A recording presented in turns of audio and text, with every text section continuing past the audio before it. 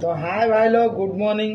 तो मु आ गोटे ब्लॉग रे आसी पुणी तो आशा करुच्ची तुम मैंने सब भलर थे मु भी भलर अच्छी। तो आज चलो देखा how to cut tandoori chicken.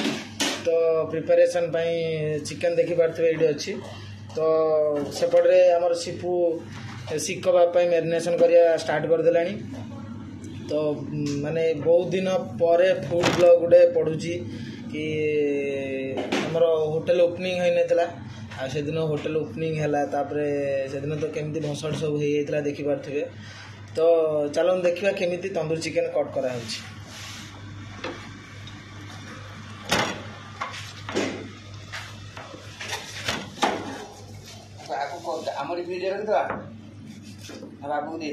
कौन तमर कौन काम अच्छी?